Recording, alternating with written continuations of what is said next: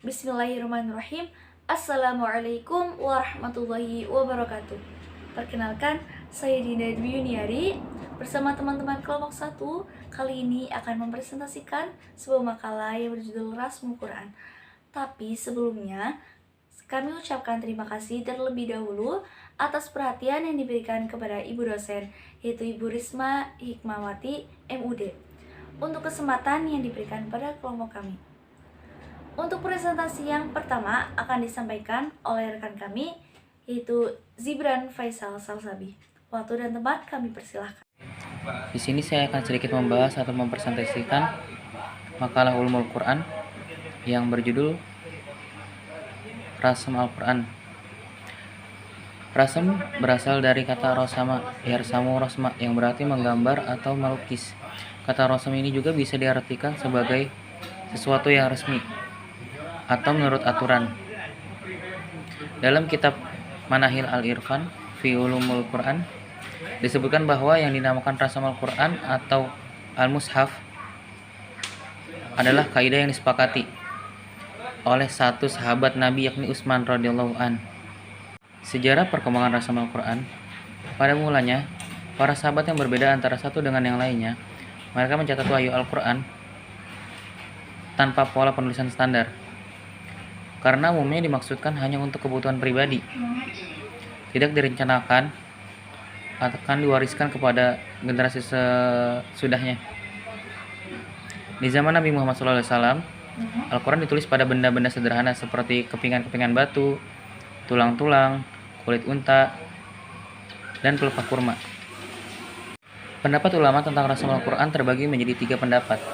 Kelompok pertama, yakni berpendapat bahwa pola Rasm Utsmani bersifat tauqifi dengan alasan bahwa para penulis wahyu adalah sahabat-sahabat yang ditunjuk dan dipercaya Nabi Muhammad SAW, dan para sahabat tidak mungkin melakukan kesepakatan atau ijma dalam hal-hal yang bertentangan dengan kehendak dan restu Nabi SAW. Bentuk-bentuk di dalam penulisan Al-Quran tidak bisa dilihat hanya berdasarkan standar penulisan baku, tetapi di balik itu ada rahasia yang belum dapat terungkap secara keseluruhan. Kelompok kedua berpendapat bahwa pola penulisan di dalam Rasm Utsmani tidak bersifat taufiki, melainkan hanya bersifat ijtihad para sahabat, karena tidak ditemukan riwayat Nabi mengenai ketentuan pola penulisan wahyu. Bahkan sebuah riwayat yang dikutip oleh Rajab Farjani, sungguhnya Rasulullah SAW memerintahkan menulis Al-Quran tetapi tidak memberikan petunjuk teknis penulisannya, dan tidak melarang menulisnya dengan pola-pola tertentu. Karena itu ada perbedaan model-model penulisan Al-Quran dalam mushaf mereka. Kelompok ketiga berpendapat yang diperkuat oleh pendapat Al-Zarqani dengan mengatakan bahwa rasm imla diperlukan untuk menghindarkan umat dari kesalahan membaca Al-Quran, sedang rasm Utsmani diperlukan untuk memelihara keaslian mushaf Al-Quran. Memang tidak ditemukan nas yang jelas diwajibkan penulisan Al-Quran dengan rasm Utsmani. Namun demikian, kesepakatan para penulis Al-Quran dengan Rasm Utsmani harus diindahkan dalam pengertian menjadikan sebagian yang keberadaannya tidak boleh hilang dari masyarakat Islam. Berikutnya ada kaidah-kaidah Rasm Al-Quran. Rasm Utsmani disebut juga Rasm Al-Quran atau Rasm Utsman adalah tata cara menulis Al-Quran pada masa Khalifah Utsman yang didampingi oleh sahabat-sahabatnya yang terdiri dari Mus bin Zubair, Sa'id bin Al-As, dan Abdurrahman Al-Haris.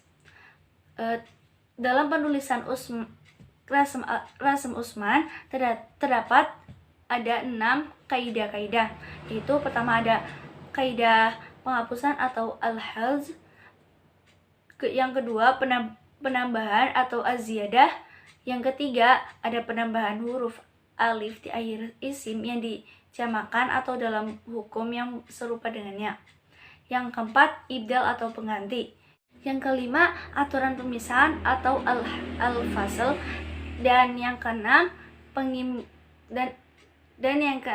penyambungan atau al-wasl. Selanjutnya ada karakteristik Rasm Al-Quran. 1. Tulisan-tulisan pada waktu itu tidak ada titik, baris, maupun tanda baca.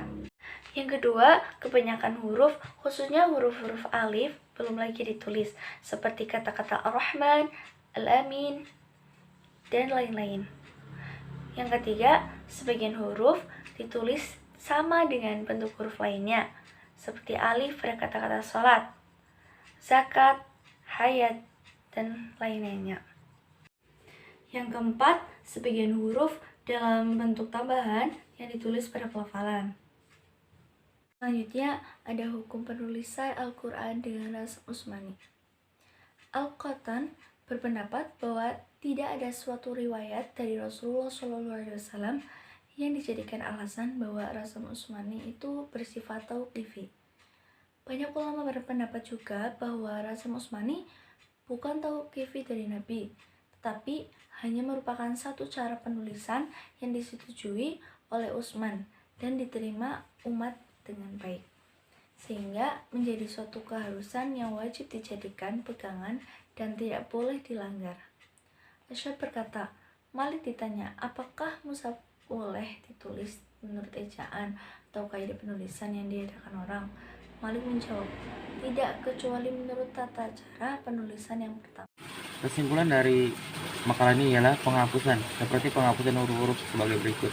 Huruf alif yang terdapat pada yanida, huruf alif yang terdapat pada ha tanbih atau peringatan, huruf alif yang terdapat pada ba apabila diikuti oleh suatu dhamir, huruf alif yang terdapat setiap bentuk jamak shahih, baik untuk jamak muzakkar atau jamak muannas, huruf alif yang terdapat pada setiap bentuk jamak yang menyerupai wazan manfa'ilu. Yang kedua, huruf ya yang terdapat pada setiap lafaz al-manqus yang bertanwin. Yang ketiga, huruf wawu apabila terjadi bersamaan dengan huruf wawu yang lain. Sekian, terima kasih. Sekian materi dari kelompok kami. Selanjutnya sesi tanya jawab. Bagi teman-teman yang ingin memiliki pertanyaan terkait dari materi yang telah kami sampaikan, silakan untuk diketik via Telegram. Mohon maaf apabila ada kekurangan dari penyampaian materi kami. Wassalamualaikum warahmatullahi wabarakatuh.